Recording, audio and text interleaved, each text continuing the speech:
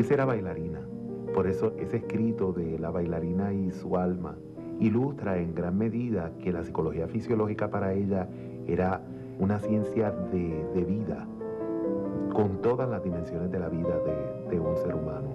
Y en ese sentido podía dialogar con todas las posibles disciplinas: baile, música, arte gráfico. Para mí es una sorpresa ir a un curso de psicología fisiológica y escuchar a una profesora hablar sobre poesía. En una conferencia que ella nos mostró en clase, hacía alusión a la novela del Principito. ¿Qué hacía el Principito en una clase que es sobre neuronas y sobre cerebros y sobre glía? Ella comenzó a bailar cuando estaba en escuela superior y llegó a bailar ya hasta estando yo creo que en la universidad. Ella bailó en los ballets de San Juan, tocaba piano. Ella se vivía cuando tocaba su piano y a ella le gustaba mucho ayudar a la gente y asumo que por eso fue que ella estudió psicología.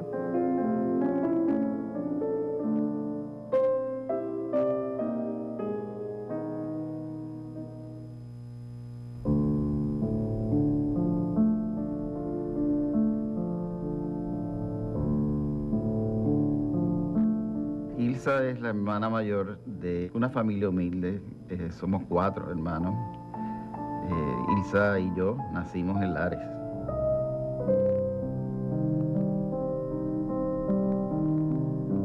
Mi papá falleció cuando yo tenía 3 años y Ilsa tenía 5. La situación en la que murió mi papá pues fue bien difícil para la familia. Mi mamá pues no tenía recursos. Tuvo que tomar una delicada decisión de dividirnos. Yo me quedé con mis abuelos paternos. Mi hermana fue a Sabana Grande con su ídolo, mi abuela Ercilia, y de ella recibió una influencia grandísima. Mi abuela siempre fue maestra de escuela superior y esa formación, esa dedicación, ese esfuerzo de seguir estudiando, ser consistente, pues eso es herencia de mi abuela Ercilia.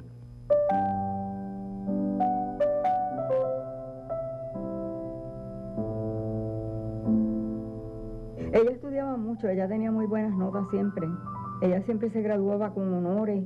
Ella era el honor de mis abuelos y de mi familia, que ella fuera tan inteligente y tan estudiosa y tan aplicada. Mi mamá pues logró recaudar algunos fondos y entonces mi abuelo materno vinieron a vivir con nosotros. Nos fuimos a empezar una nueva vida en el área metropolitana. De ahí pues ambos, ella primero y yo después, fuimos a la Escuela Superior de la Universidad, donde ella estudió drama, entre otras cosas. Mucho de las cosas de bellas artes, de lo que es el baile moderno, pues ella lo aprendió en esa disciplina tan liberal como es la disciplina de la Escuela Superior de la Universidad de Puerto Rico. Todas estas cuestiones del teatro tapia, que fue a mí a quien me tocó llevarla, ir a buscarla siempre de tarde, bastante tarde en la noche. Pero eso ella lo disfrutó muchísimo, eso fue una etapa muy bonita de su vida. Ella entró bien pequeña a la universidad, solamente lo que tenía eran 16 años, que era muy joven. Ella fue becada desde escuela superior para estudiar su maestría en la Universidad de Berkeley, una universidad muy reconocida en el área de la investigación del área de psicología, y terminó su doctorado en la Universidad de Londres, donde realmente pues su tesis también fue Nobel.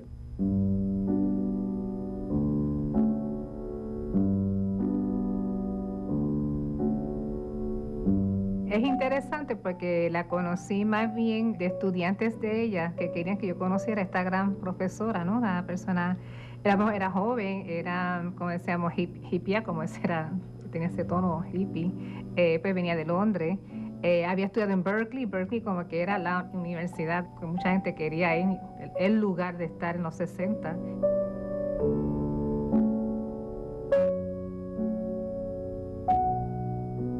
Al día de hoy no es común que una mujer estudiara psicología fisiológica por entender que era el área de la psicología más árida, más fuerte, más difícil de entrar y que como que era un lugar más bien para los hombres, ¿no? Y aquel investigador, como decimos, de corazón del rollo, de hardcore sciences, se veía como algo distante de lo que es el ser humano, que lo fisiológico era algo que pertenecía a la medicina, a las ciencias naturales, había que saber cuál era la parte del cerebro, dónde está ubicado el lenguaje, o sea, era una cuestión puramente mecanicista.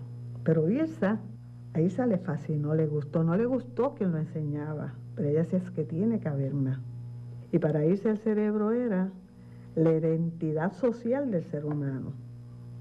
Eso es un poema. Su director de disertación doctoral fue Ian Steele Russell. Su trabajo de investigación se tituló Cortical and Subcortical Relationships in Learning. Ella nunca publicó ese trabajo, pero algunos de sus estudiantes tuvimos acceso a algunos escritos que eran parte de su disertación y me parece que es un texto impresionante. Yo sé que cuando ella venía de Londres, que ya ella estaba haciendo el doctorado, ella traía la maleta siempre llena de cerebros de mono. Y cuando le abrían las maletas en aduana y eso, dice, tan pronto me la abrían, la cerraban porque veían aquellos cerebros y olvídate que cerraban la maleta más ligero que volando. Su profesor tenía un interés muy particular en que ella permaneciera en University College London traduciendo la obra de Santiago Ramón y Cajal. Pero para ella era más importante regresar a su isla y educar.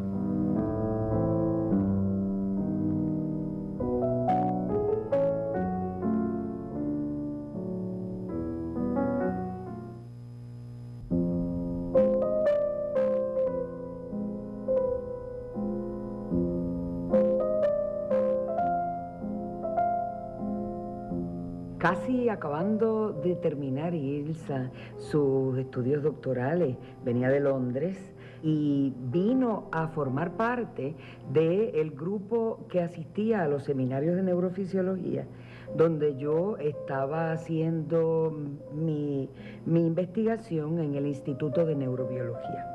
En ese sentido, Ilsa fue la primera persona del área de psicología, investigadora y profesora, que viene a formar parte de ese grupo de neurocientíficos con un interés particular en las bases neurofisiológicas del comportamiento. Ilsa inició toda una corriente de estudios y de investigación en el área de psicología. Tal vez la neurona ya no es la prima ballerina de la coreografía cerebral. Ya lo había oído de Mesulam cuando habla de la neurona de la sabiduría, denotando la posibilidad de un aumento de neuronas corticales, motoras, aún luego de los 40 en el ser humano. Qué bueno, ¿verdad? Integraba muchísimas cosas en la clase que no había forma de que se convirtiera en un terreno árido, porque lo transmitía de una manera tan genial que no había forma de uno no interesarse y no sentir esa misma pasión por lo que ella impartía en el salón de clase. Hay personas que tienen un don de tener mucho conocimiento sobre una materia y mucho entusiasmo por ella, pero además de eso, pues esa capacidad de poderlo hacer en una forma que interesa, que entusiasma. En sus clases el libro era ella. Había libros de psicología fisiológica, habían textos clásicos, pero realmente la conformación de sus cursos era el hilo en el que ella nos incorporaba. Otra cosa bien importante y bien curiosa eran los exámenes.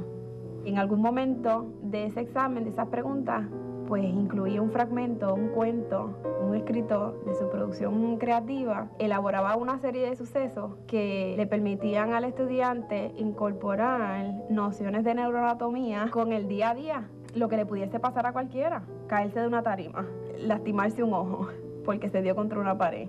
Y entonces de ahí llevarlo a preguntas como pues qué campo visual es el que se ve afectado y qué estructura tiene un papel importante en el procesamiento de información visual. O sea, que es una forma de digerir una información árida y compleja. Hace muchos años yo hice mi bachillerato acá en la UPR Río Piedras y tomé el curso de psicología fisiológica. La conversación comienza en el curso y nunca terminó. Ella nos trataba como colegas.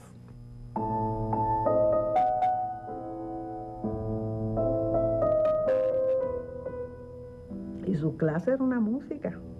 Ella era una artista.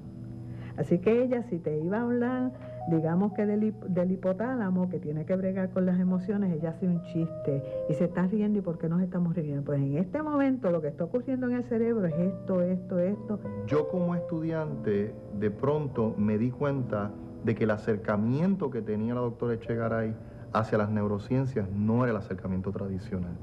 Y que ella tenía un particular interés por la producción cultural del sujeto dentro de su tejido social.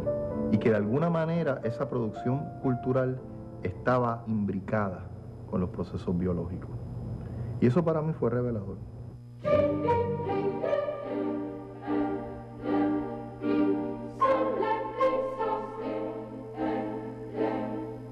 Es difícil comunicar con justicia lo que ella entendía por una visión integral, holística, era del ser humano.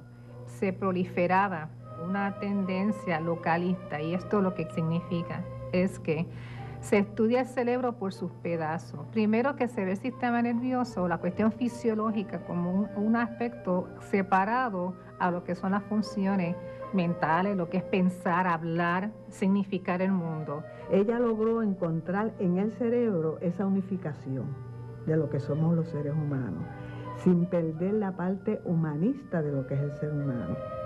Y por eso ella decía que el cerebro es un ente social, no es un ente fisiológico.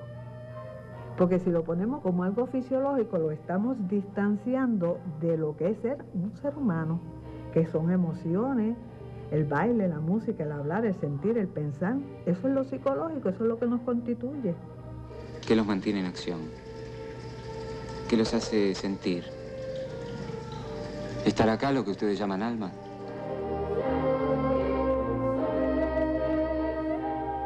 Se interesó por varias áreas. Cómo se comunican los niños autistas y tratar de entender lo que comunicaba el niño autista. Eso fue uno de los trabajos. Posteriormente, ella va a interesarse en los estudios de asimetría facial y nos planteaba en la clase que las conductas distintivas de especie son la capacidad para comunicarnos simbólicamente, la flexibilidad de nuestro dedo pulgar. Finalmente, la cara ocupa una representación significativa, pues es nuestra la expresión emocional manifiesta en la posibilidad de expresión facial de emoción. Como ella afirmaba en las clases, somos la única forma de vida que es capaz de expresar facialmente las emociones.